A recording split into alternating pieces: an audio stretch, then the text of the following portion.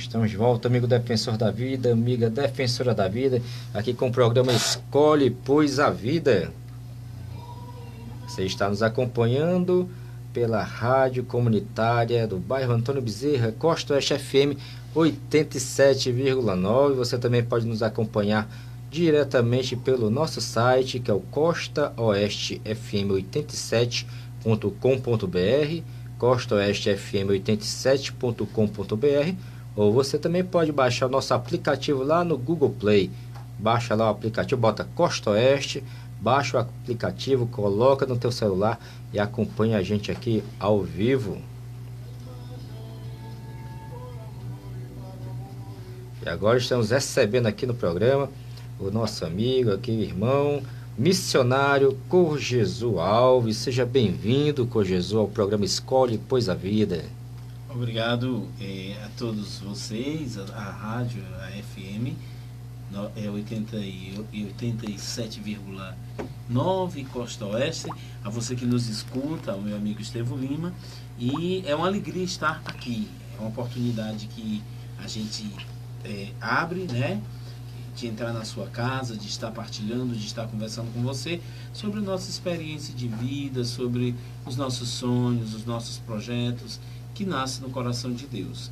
Já desde esse momento estamos pedindo licença para entrar aí na sua casa e possivelmente no seu coração. E quando a gente fala missionário, né, Corjesu? Missionário já vem de missão, né? Então fala um pouquinho pra gente assim, quem é o Corjesu Alves, né? Quem é o missionário Corjesu Alves? Sempre é mais fácil falar dos outros, né? Falar de si é sempre um desafio. Toda vez que alguém está numa entrevista e diz assim, fala um pouquinho de você, você fica procurando quais são as coisas que você poderia estar partilhando, conversando. Então começa assim, meu nome é Corjesu Alves, é Corjesu porque vem do latim, que é coração de Jesus, né?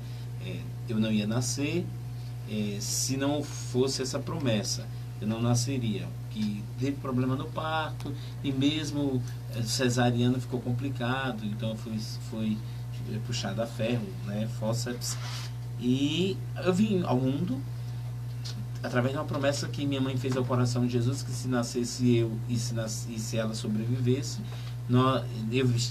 ela vestiria 6 meses de vermelho e eu ficaria devoto, consagrado, devoto do coração de Jesus. E aí a gente continuou seguindo. Eu sou hoje missionário do Coração de Jesus, sou casado, sou leigo consagrado, né? Sou fundador da comunidade dos missionários do Coração de Jesus, leigos consagrados. Eu tenho 2 filhos, uma esposa que está em casa, a quem eu quero abraçar. A minha esposa, a minha filha, está aqui do meu lado, meu filho. E o que eu posso dizer mais? Nós somos missionários, somos leigos e fazemos missões atualmente em 3 paróquias. É um carisma a serviço da igreja e nosso objetivo sempre é levar o coração de Jesus às pessoas mais necessitadas. Que depois eu gostaria de falar um pouquinho sobre quem são essas pessoas necessitadas e como é que a gente enxerga essa necessidade das pessoas. Então fala um pouquinho.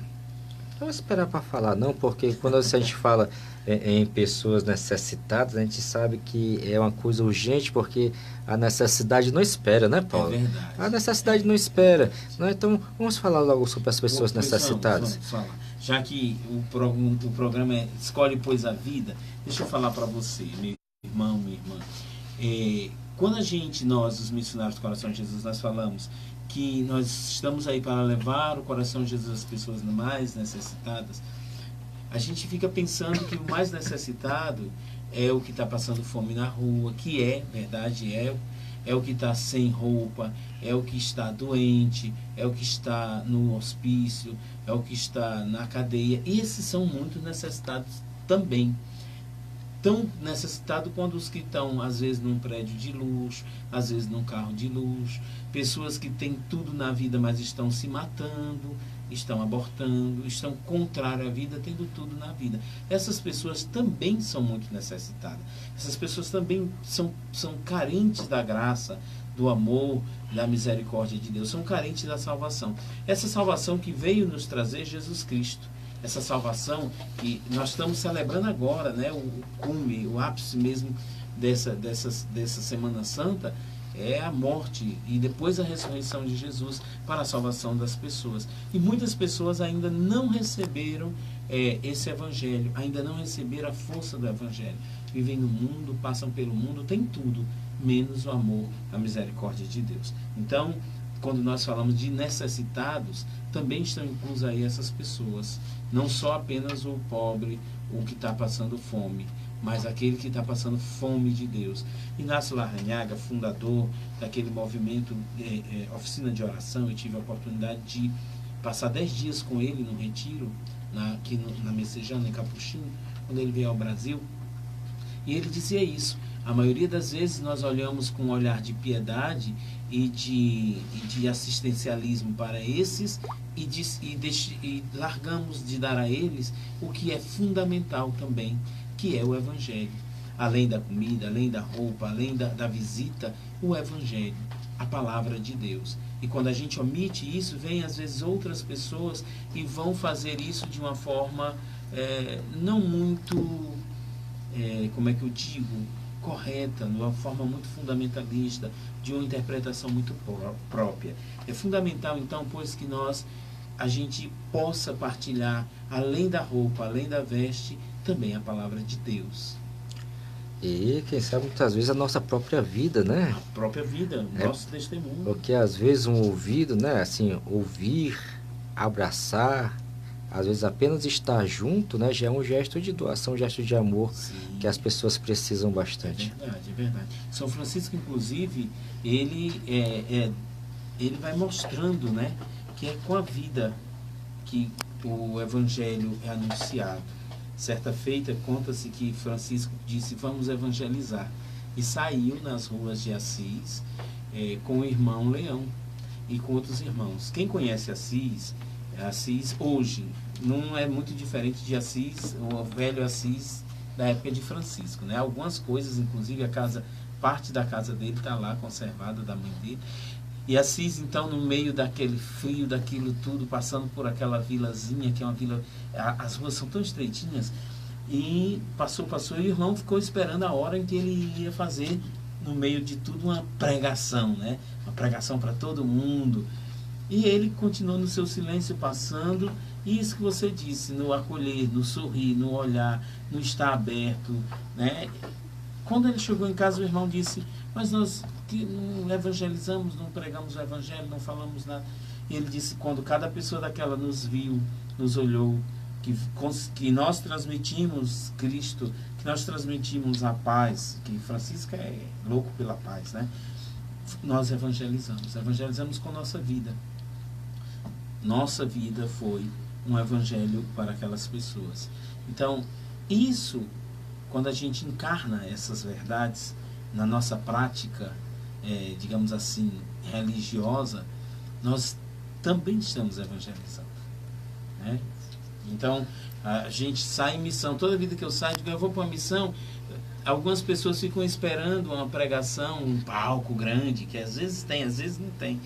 E aí chego no meio do caminho e digo para os meninos que vão no carro comigo, meus irmãos, hoje nossa missão vai ser simplesmente visitar uma casa.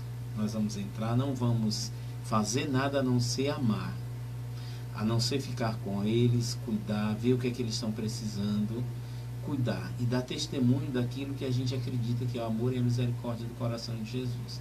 Então, essa prática termina levando o Evangelho para as pessoas, né? A pessoa termina, de alguma forma, ela recebe aquela vivência com a força do Evangelho. E muitas vezes traz pra gente também, né? Porque a gente pensa, às vezes, que só vai levar, né? Que você só vai levar quando você vai falar, ou então quando você vai demonstrar essa questão do se doar, você pensa que você só está dando e muitas vezes você não percebe que, na maioria das vezes, você recebe muito mais do que doou. É verdade. É pura verdade. Quando a gente retorna, eu sempre pergunto a eles, voltando, né? Como foi, o que foi para vocês essa experiência, né? E eles relatam exatamente isso. Engraçado, a gente pensou que ia fazer isso, ia fazer aquilo, ia amar, e a gente foi muito mais amado. Ia cuidar e a gente foi muito mais cuidado, né? Aquela velha história daquela músicazinha, as mãos mais pobres são as que mais se abrem para tudo dar, né? Não se pode dizer nada tem a ofertar, né? Porque as mãos mais pobres são as que mais se abrem. E a gente testemunha muito isso nos interiores para onde a gente vai, às vezes até onde ninguém quer ir, viu, Estevam? Tem lugares que as pessoas não querem ir.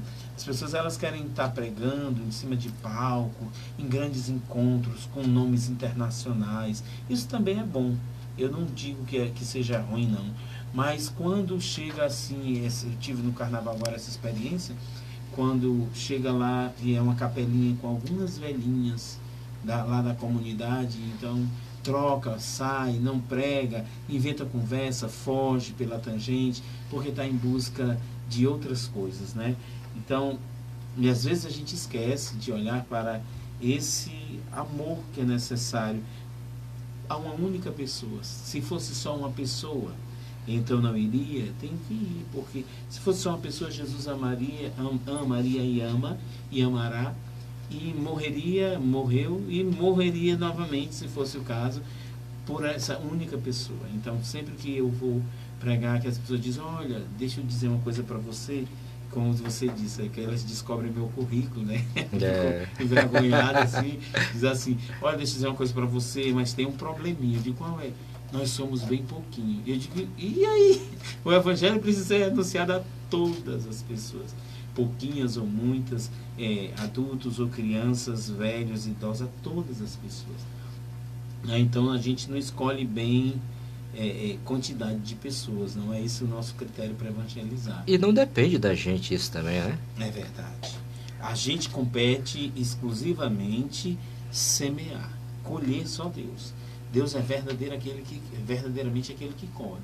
Aí sempre é isso, essa angústia que eu tenho tentado tirar de alguns corações, de algumas pessoas, né? Ela diz assim, mas não houve fruto disso, não houve fruto daquilo, não houve retorno disso, não houve retorno. E eu digo, não, tenha calma, não angustie seu coração, não angustie seu coração, porque a nós compete semear. Mas Deus é quem colhe.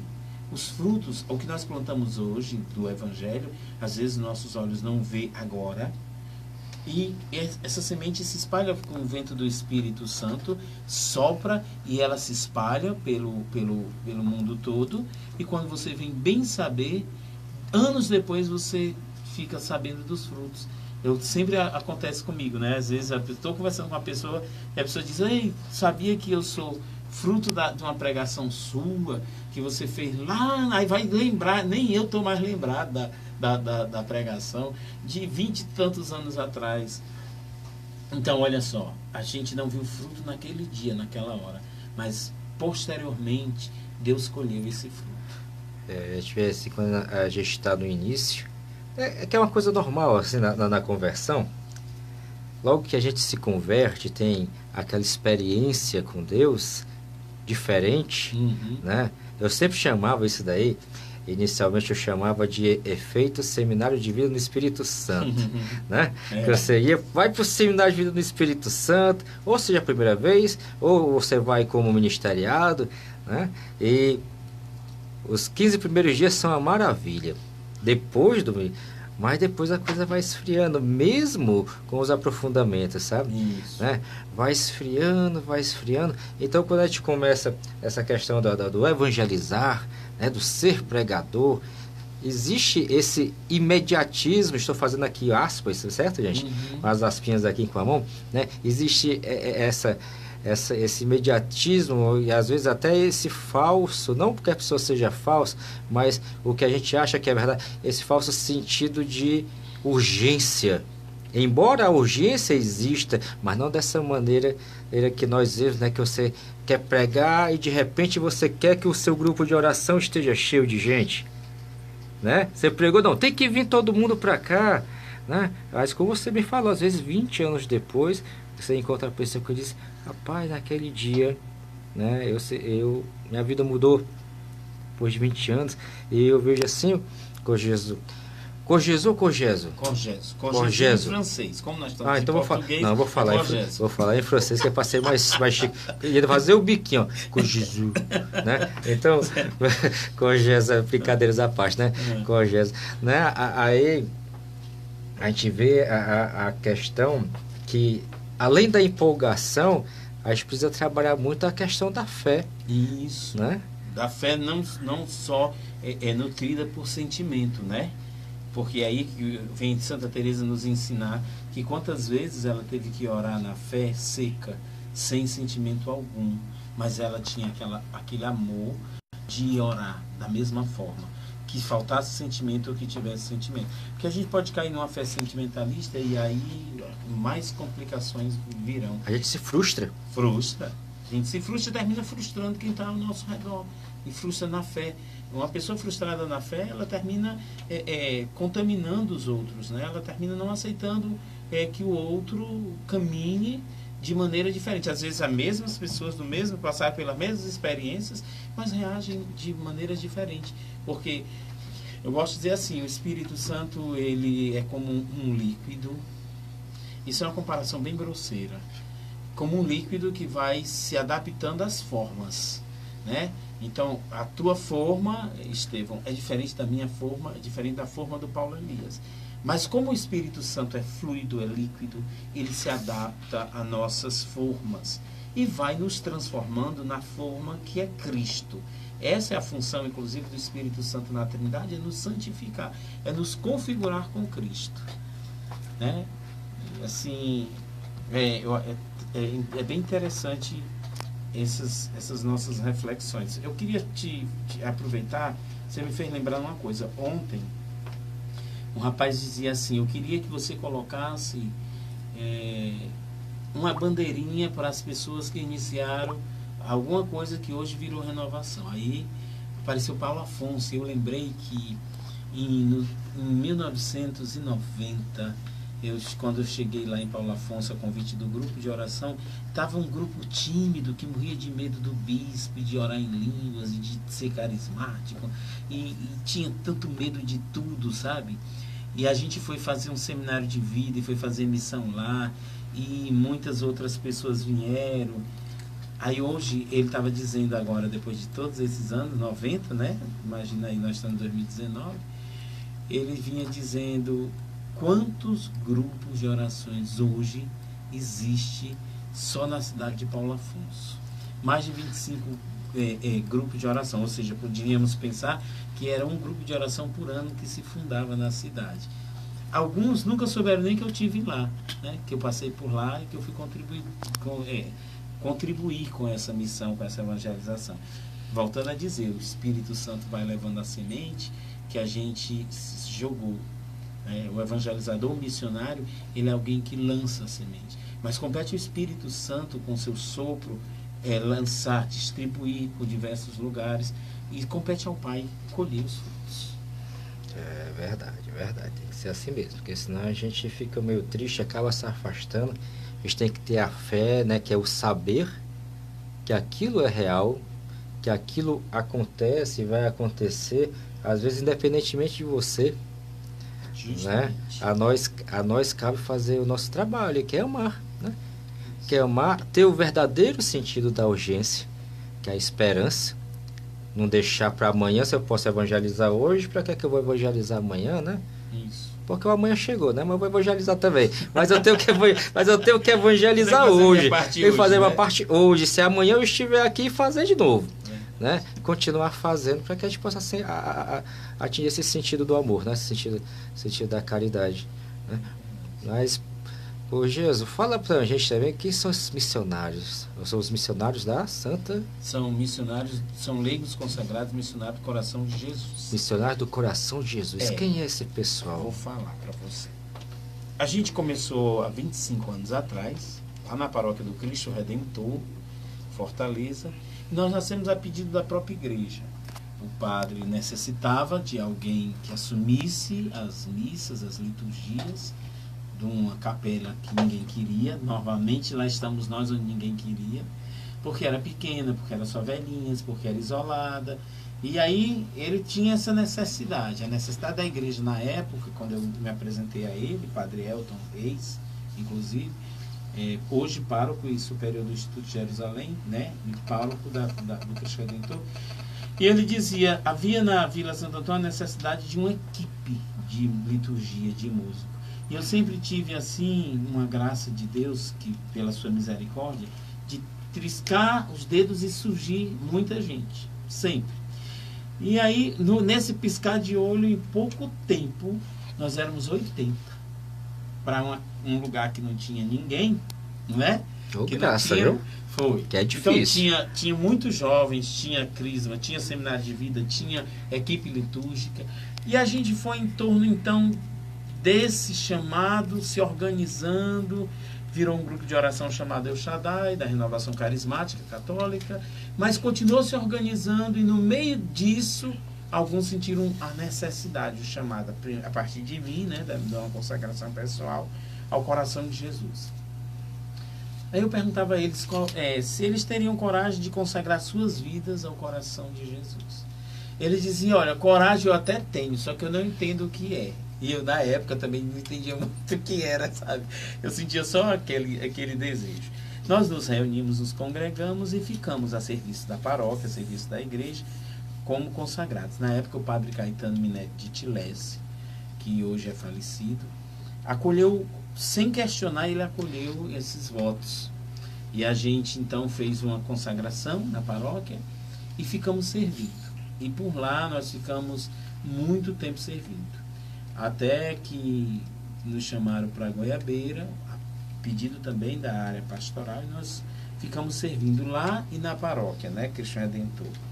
E caminhamos assim a serviço da igreja.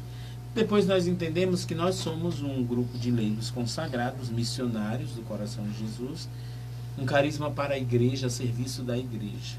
E a gente hoje está atuando tanto na parte litúrgica, como na parte de auxiliar o sacerdote, nos encontros, nas reuniões, na missão. Temos irmãos consagrados que estão coordenando missão, coordenando liturgia. E coordenando aí não significa essencialmente sendo o chefe, não, né? Aí coordenar é um serviço por amor mesmo. É organizar, é cuidar das pessoas que trabalham naquela pastoral. E esses são, assim, os missionários. São todos casados, né? E com filhos.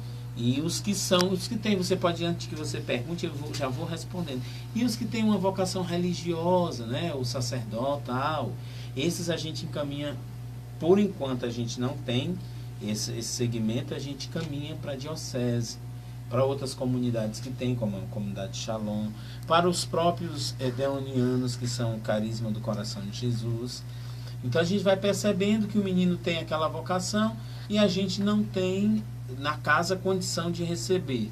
Como é que a gente faz então? A gente vai e coloca esse menino em discernimento, em caminhada, em encontro vocacional. Já temos uns, viu? Já temos uns aí encaminhando para o ministério sacerdotal. Já temos outros, inclusive, já sacerdotes que moram fora, né? Que coordenam coisas fora, que nasceram na casa, na comunidade, mas que descobriram sua vocação ao sacerdócio. Às vezes só precisa ter quem incentive, né, Cogesa? Né? E às vezes como falta gente que incentive, porque muitas vezes nós vemos as igrejas lotadas de gente, vemos capelas lotadas de gente, outras sem ninguém, né, como você disse. Né? Mas infelizmente parece que as pessoas estão ali sem ser, eu acredito, apenas uma observação, né? As pessoas estão ali para fazer só aquele servicinho, mesmo aquela coisa que faz, ou seja, na sua liturgia, ou seja, né, seja lá qual for, e se perde muito essa questão da evangelização e principalmente do trabalho de despertar vocações, né?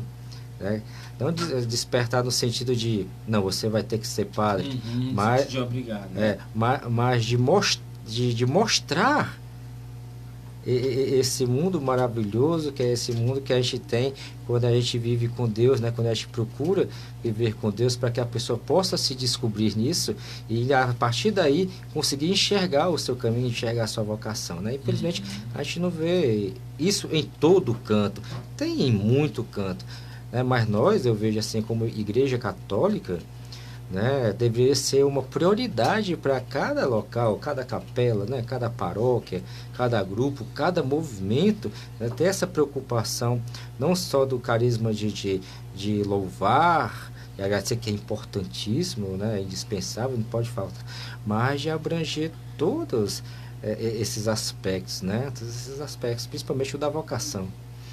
Eu fico feliz quando cada seminário de vida, a cada retiro, a cada encontro que a gente vai no carnaval, ou nos grandes encontros que a gente vai nos momentos de adoração ao Santíssimo, em que as vocações sacerdotais são reveladas, né? O Senhor chama naquele instante a pessoa para esse ministério. Eu não gosto de pensar, eu nunca gostei de pensar, Estevam, que as pessoas nascem escolhidas, sabe? Determinada para aquilo. Não, ele é sacerdote porque ele nasceu determinado para isso. Tinha que ser sacerdote, né? Tinha que ser sacerdote porque Deus já tinha feito ele para aquilo. Eu não gosto de pensar assim. Eu gosto de pensar como a própria catequese nos ensina, né? Que no meio do povo, em algum momento, Deus escolhe, Deus chama aquela pessoa, Deus vocaciona, né? Deus chama aquela pessoa para aquele ministério, para aquele serviço. E a pessoa pode ir ou não. Pode ir ou não, exatamente. A pessoa é livre para ir ou não. Se aquela pessoa se encontra... Ainda tem outro detalhe. Ela pode se capacitar ou não se capacitar, né? Porque, assim, é um ministério santo, é um ministério rico, é um ministério que exige, é um ministério de muita renúncia, né? O sacerdócio, mas é um ministério de muita força. Quando Deus convida um jovem, como eu venho acompanhando alguns, eu acompanho alguns que não são missionários do Coração de Jesus, são de outros institutos, só que eu não posso estar falando, né? É por questão ética, então eu acompanho alguns. E uma das coisas que eu mais percebo é que Deus dá muita força, né? Ele conta com a graça de Deus. Deus, quando chama uma pessoa para um ministério forte, ele derrama sobre ela fortaleza. Agora, que ela tem que ter uma postura de abertura, de oração, de acolher da graça de Deus, tem. Além do esforço humano, né, de evitar certas coisas que não condiz com o ministério sacerdotal, com o ministério consagrado. Isso aí vai com uma historinha que você contou sobre São Francisco agora, né? Nada melhor do que o exemplo, né? As pessoas, é uma coisa que não é ensinada, mas pode ser ensinada, né? Mas só cria raízes se a pessoa realmente encontrar o exemplo daquilo ali, porque vê o sentido daquilo, né? E seus frutos. Agora falando, eu gosto sempre de contar a historinha do cachorro e da lebre. Acho que você conhece essa história. Não, cachorro e da lebre não. Esse da tartaruga. Conta-se a história de que um cachorro estava no seu lugar e viu passar uma lebre correndo, né? E ele olhou e percebeu que ele tinha condição de abocanhar aquela lebre, de devorá-la. E ele passou a correr. Então, a lebre, mais veloz ainda, passava. Tinha alguns cachorros mais lentos, que quando se deram conta, viram um cachorro passar correndo, latindo, desesperado. Eles vão ver o que está acontecendo. E acompanharam aquele cachorro. E acompanharam. E uns iam, então, vendo o primeiro e o segundo, e uns que iam correndo atrás do outro, iam vendo. Até que alguns começaram a dizer, mas para que eu estou correndo, né? Começaram a parar. E conta-se então que aquele que viu a lebre entrou na toca com a lebre e ceiou com ela. Então, quando eu vi essa história, eu achei tão parecida com o Evangelho, sabe? Eu achei tão parecido com o Apocalipse, eu achei tão parecido com os ensinos sobre Jesus. Quem viu de fato a lebre não perdeu a motivação de correr até a ceia. Quando ele diz assim, eu sentarei e cearei com ele. Não perdeu o sentido da corrida, o sentido de caminhar. E quem não viu a lebre, alguns desistem mesmo, porque perdem o sentido da corrida. Ficam perguntando, mas por que eu estou correndo? Para que eu estou correndo? Né? Por que e para quê? São duas coisas que, inclusive, eu agora no canal Missionário do Coração de Jesus, eu postei um videozinho rápido de 5 minutos, de 5 a 11 minutos por aí, explicando o porquê e o para quê. Por que e para que Deus me chamou? Porque quando você tem, eu digo isso inclusive lá, a partir do catecismo, né, de um ensinamento da catequese. Quando você tem o sentido do porquê e do para quê, você encontra forças. Você não se desmotiva por, eu diria assim, por nada, sabe? Eu ousaria dizer assim, quando você sabe o porquê e para quê, é muito difícil você parar no meio do caminho, no meio da estrada. É verdade, Cogésia. Agora, você também é músico, né? Ah, ficou mais feliz, já estava feliz. Agora ficou mais ainda.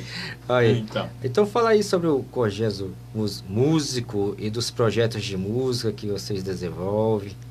É muito interessante essa questão da música, porque assim, nós nascemos, inclusive, porque eu sou músico, né? Como eu te disse, o padre achou que eu podia formar uma equipe de música para assumir a liturgia. E eu reuniria rápido e formaria rápido. E de fato a gente fez. A gente promoveu cursos de técnica vocal, cursos de violão, cursos de leitura, de interpretação, de texto, de contextualização. E a partir daí a gente foi servir. Então, eu tenho uma relação com a música desde os 10 anos de idade. Eu sou filho de uma família da família musicista, na família da minha mãe. Todos, menos a minha mãe. Interessante isso, né? Todos eram músicos, menos a minha mãe. Todos os primos iam, as tias iam, tocavam bandolim, cavaquinho, piano, tocavam banjo, e ela nem pandeiro.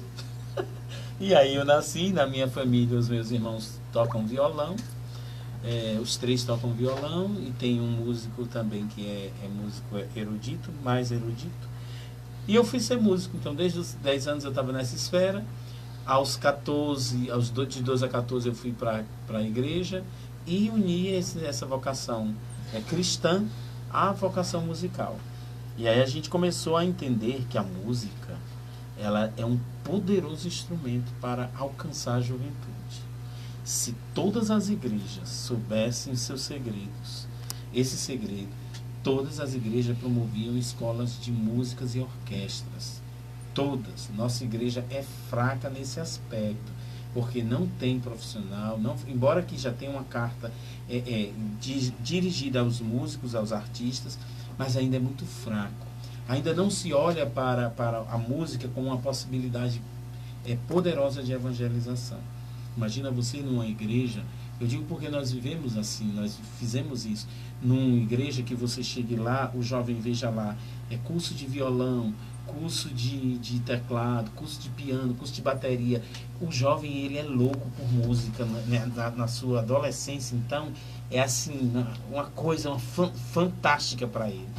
E aí ele busca a igreja, como buscava a escola de música, no nosso caso lá, nós fizemos uma escola comunitária de música. E as crianças e os jovens buscavam muito. Só para você ter ideia, ali na Barra, chegou o semestre a gente ter 200 alunos. Sabe o que é 200 jovens numa comunidade como é a Barra do Ceará, ali a Goiabeira? Né? Houve um tempo que nós tínhamos 200 jovens lá, em busca de aprender música. E esse jovem, se ele está ocupado com música, depois com Deus, porque depois eles perguntam, mas o que é isso? Mas quando é que é isso? E quando é a missa? E lá na casa tinha missa, tinha tudo. Então eles vinham. Às vezes a gente chamava eles, inclusive, para tocar. E eles vinham, eles estavam bem receptivos, né? E a gente evangelizava por meio da música. E encontramos na música um instrumento poderoso, porque esses meninos hoje, eles são formados em direitos, eles são formados em... Só teve um que quis ser músico mesmo, né? Músico de verdade, esse está na UES. Os outros todos foram para fisioterapia, foram para direito, foram para contabilidade, para administração. Então hoje nós temos alunos dessa experiência em diversos campos profissionais. É verdade que, como tudo não é 100%, nós perdemos dessa turma, nós perdemos para o tráfico, né? E perdemos mesmo, porque ele foi assassinado aos 15 anos. E foi assim uma experiência muito horrorosa. Uma tristeza, né? Foi uma tristeza muito grande.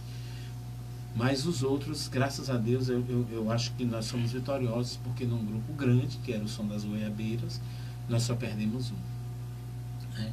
Hoje esse projeto não existe mais esse projeto, porque os meninos não são mais meninos, todos estão ocupados, estão cuidando das suas vidas, mas eu sei que eles, quando me encontram, dizem que choram de saudade, e às vezes vão lá na escola pedir emprestado algum instrumento para eles tocarem em casa, matar a saudade. Coisa boa. É bom que você pode ajudar as pessoas, né? E de certa forma, né, com projetos como esse, você não só ajuda, como você transforma totalmente a vida de forma radical mesmo, não é verdade? Radical, de forma radical, porque os meninos viveram experiências, Estevão, que ninguém, eu acho assim, que eles jamais viveriam se não fosse esse projeto de música. Por exemplo, eles conseguiram ir para o festival de Jazz e Blues Guaramiranga, e eles eram apenas flauta doce. Então, quando eles foram para a sala de harmonia, eles discutiam harmonia, e os meninos, e o professor, eu lembro como se fosse hoje, do professor de guitarra, de harmonia, que parou assim e disse: escuta uma coisa, vocês são de onde? E vocês tocam aqui qual instrumento? Não, flauta. E como é que vocês sabem as funções harmônicas, se flauta é um instrumento melódico? Né? Olha, o pessoal subestima, né? Porque eles aprendiam, porque a gente fazia composições, harmonia a partir das flautas, né? Fazia todo aquele tecido, aquela trama, o tecido mesmo harmônico, cada flauta fazendo uma coisa, mas eu ensinava eles a lerem os acordes que estavam acontecendo, tipo aquela harmonia clássica de Posca. Eles aprendiam Posca. Agora, isso numa favela, num lugar como esse que eu te disse, né, onde as crianças podem estar estudando um clássico que só em escolas caras elas estudariam, ou escolas do governo federal.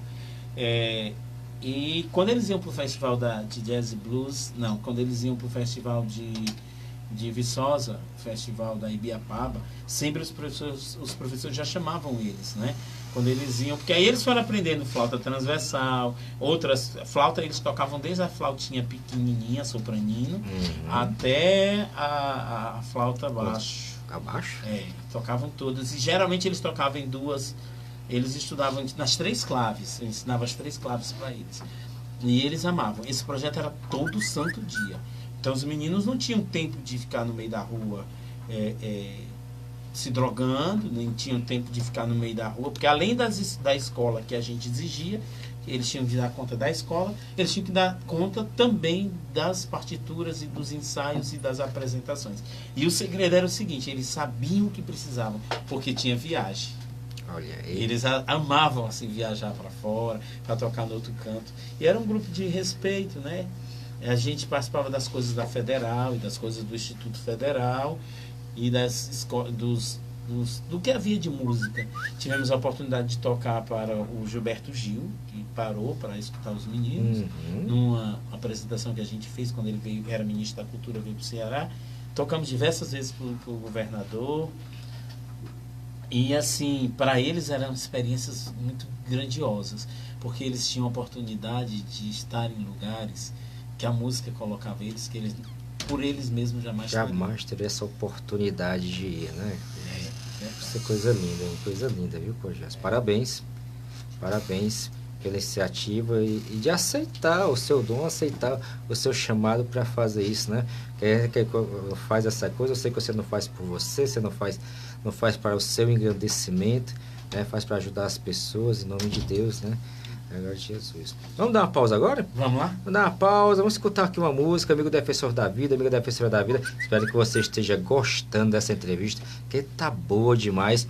E já, Cogéso volta aqui com a gente, Cogéso Alves, para fazer uma reflexão do Evangelho, da Palavra de Deus com a gente. Então, como escutar a música, você vai escutar Busque o Alto com Celina Borges e na sequência nós vamos fazer Vamos fazer aqui a reflexão do Evangelho. Agora são 4 horas e 37 minutos. Eu sou Estevão Lima, estarei aqui com você e com o Cogésio Alves, né? E com o Paulo Elias. Paulo Elias, até às 17 horas, em defesa da vida. Fala. O que é essa risada?